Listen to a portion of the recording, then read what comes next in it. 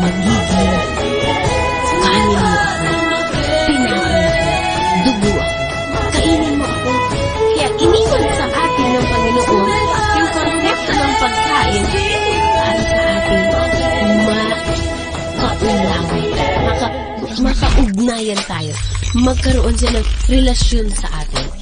Isang kaibigan, para gusto niya akong makilala, abay pinasyal niya ako at kumain kami sa labas. Habang nagkakainan kami, nagkukwentuhan, para bang ang paraan ng pagkain ay isang paraan para makilala ko siya. Ang Eucharistia ay ganun din po. Papakainin tayo ng Panginoon. Bubusugin mo tayo. Yung ginawa niya sa mga alagad. Aligay dito. Kain kayo. Nagluto pa yan sa isang evangelyo. Mayroon siyang binrek na bread, pinate, pinaghiwalwa. Aligay, kain kayo. Alam ko, makukuha ko ang gusto nito. Kainin ko na. Diba? Kapag sa kaibigan nyo, meron kayong pinakain sa kanya, o binigyan mo siya na, treat mo ko, ice cream, mamaya. Okay, so ganun ba? Ang Diyos, tinitreat mo po niya tayo sa pamamagitan ng araw-araw na misa. Huwag po ninyong inisyon. Sayang. Ang misa na miss ninyo, forever na na-miss nyo.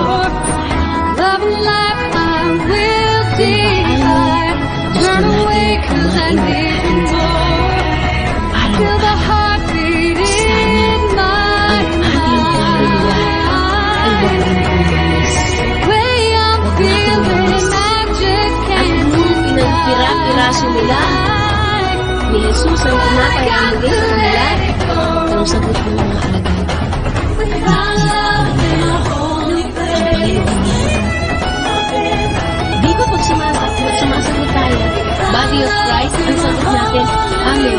Yun, kinoconfirm natin. Ang Panginoon.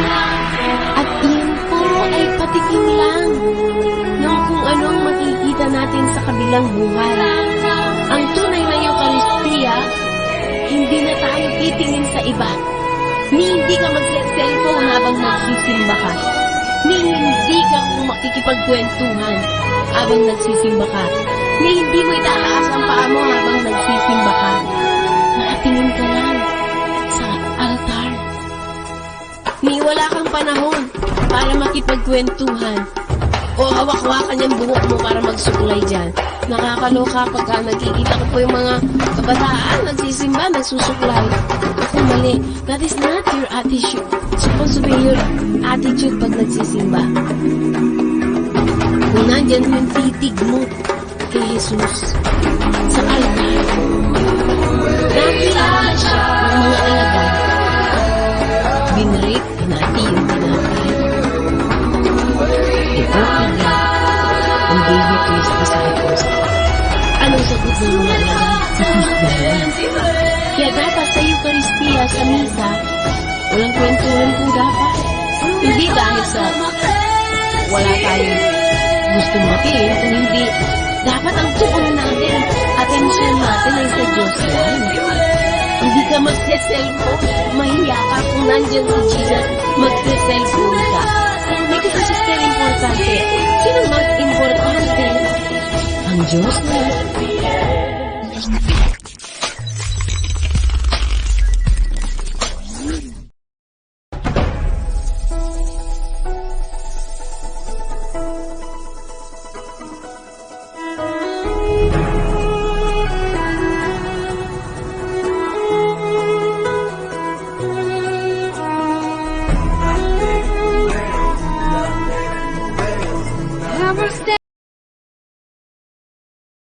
Tinapay.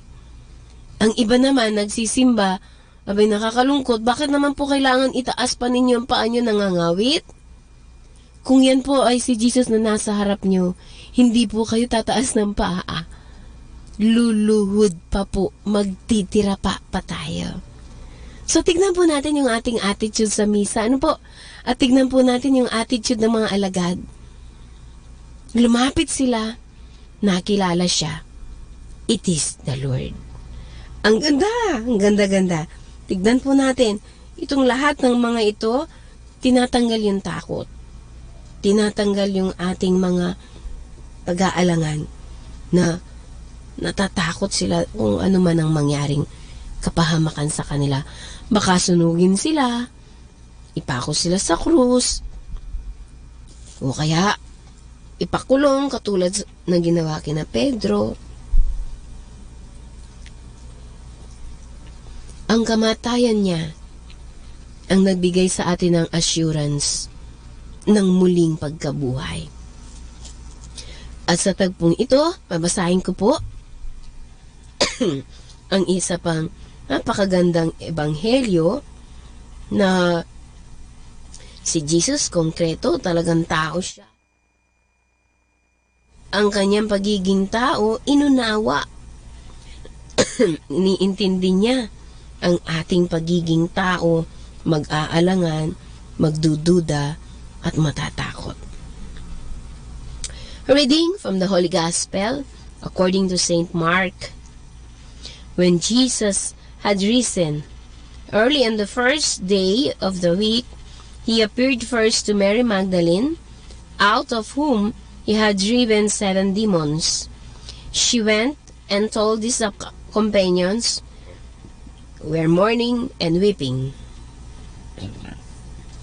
When they heard that he was alive and had been seen by her, they did not believe. After this, he appeared in another form to 2 of them walking along on the way to the country. They returned and told the others, but they did not believe them either. But later, as the 11 were at table, he appeared to them, and he rebuked them for their unbelief and hardness of heart, because they had not believed those who saw him after he had been raised. He said to them, "Go into the whole world and proclaim the gospel to every creature."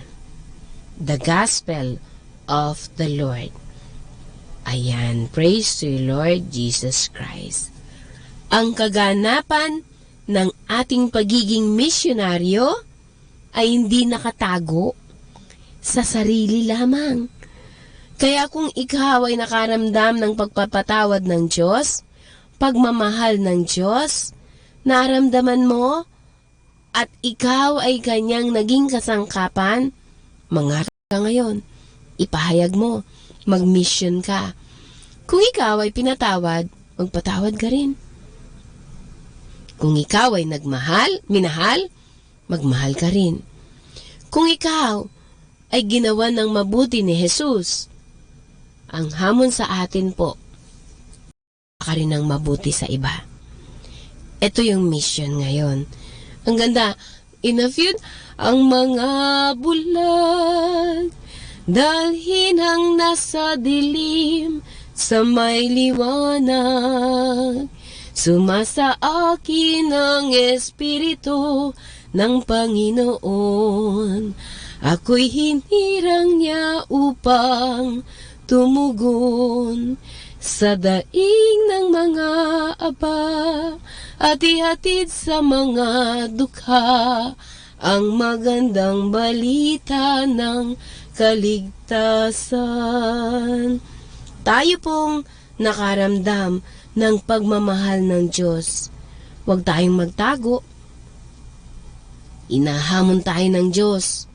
Go and proclaim the good news. Hindi po tayo pwedeng manatili sa ating pagkatakot. Hindi rin po tayo pwedeng manatili sa ating makasarili. Kung tayo ay iniimbitahan ng ating Panginoon, humayo, then go and proclaim and preach the gospel. Sapagkat darating ang katapusan ay darating at hahamunin tayo ng pagkakataon sa ating buhay na maikli. Anong ginawa natin?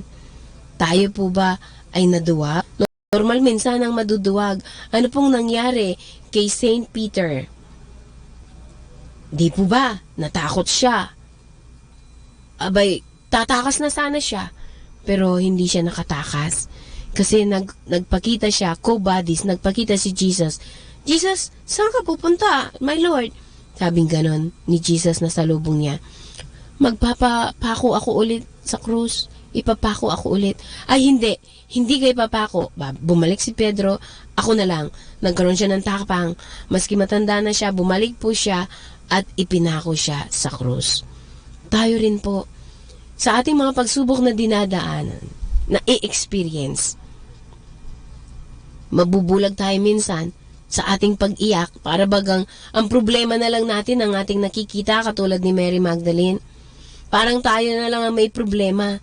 Bakit hindi natin tignan yung ibang tao? Mas mga nangangailangan sila.